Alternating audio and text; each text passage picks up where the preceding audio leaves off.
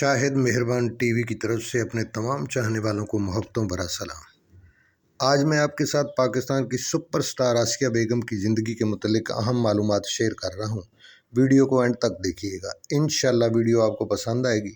آسیہ ہندوستان کے شہر پنجاب پٹیالہ میں پیدا ہوئی اور پاکستان بننے کے 5 سال بعد ان کا گھرانہ کراچی میں آ کر آباد ہوا۔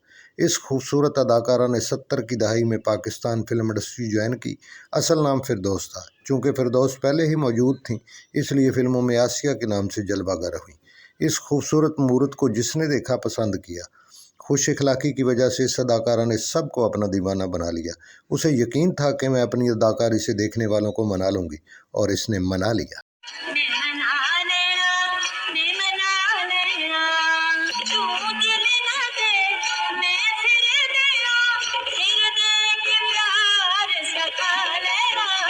آسیہ کی پہلی فلم شباب پروڈکشن کی انسان اور آدمی تھی۔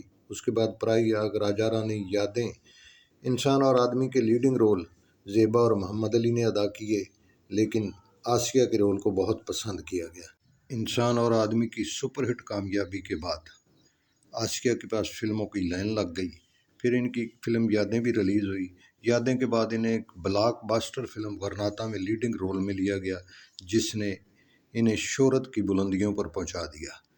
آسیہ کو دیکھتے ہی رنگیلا نے اپنی فلم دل اور دنیا سے دیبا کو کٹ کر کے انہیں لیڈنگ رول میں لے لیا۔ اس فلم نے بھی آسیہ کو بے پناہ عروج بخشا۔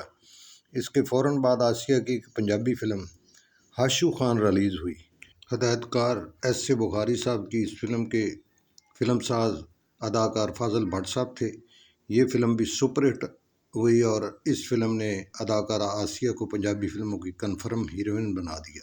آسیہ کا جب یہ گانا سکرین پر آتا تو پورا ہال بڑکیں لگانا شروع کر دیتا۔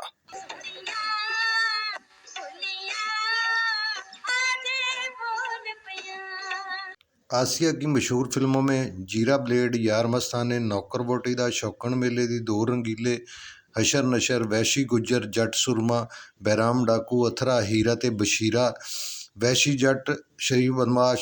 چونکہ سلطان راہی کے ساتھ انہیں بہت زیادہ پسند کیا جاتا تھا اور سلطان راہی کے ساتھ ان کی بے شمار فلمیں سپر ہٹ ہوئیں۔ یہ دونوں سپر سٹار اس جہان فانی سے کوچ کر گئے اور یادیں ہمارے پاس چھوڑ گئے۔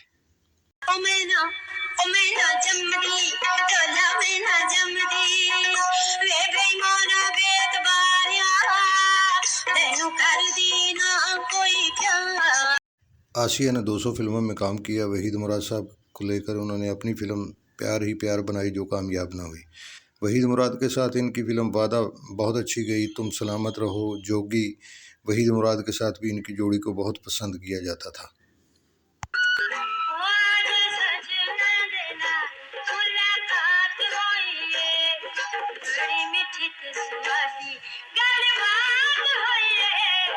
انیس سو 79 میں ریلیز ہونے والی سرور بھٹی کی فلم مولا جٹ نے اسے مکھو جٹی کے نام سے امر کر دیا۔ اس تاریخ ساز فلم نے وہ ریکارڈ قائم کیے جسے آج تک کوئی فلم بیٹ نہ کر سکی۔ اس فلم کا ہر کردار امر ہو گیا۔ نوری نت، مولا جٹ، مکھو جٹی، اس کے ڈائلاگ آج بھی چینلوں پر بولے جاتے ہیں۔ اس فلم نے دونوں کو شہرت کی بلندیوں پر لا کھڑا کیا اور اس جوڑی کے بغیر پنجابی فلم ادھوری سمجھی جانے لگی۔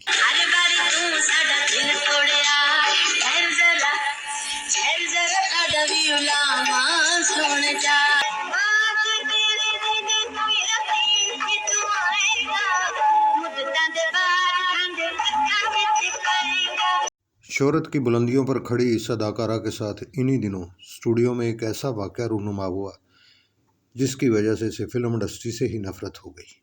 ہوا یوں کہ سیٹ پر شوٹنگ کے دوران ایک جابر کیمرہ مین اسے پروڈیوسر سے ملوانے کے بہانے دفتر لے گیا اور اس کے ساتھ دست درازی شروع کر دی۔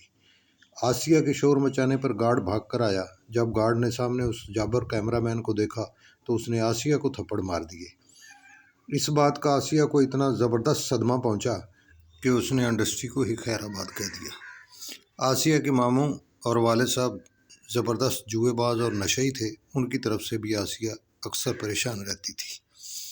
اس عروج کے زمانے میں انڈسٹری چھوڑنا کوئی آسان نہ تھا، لیکن آسیہ کو ایسی چوٹ لگی کہ وہ اندر ہی اندر گمسم رہنے لگی۔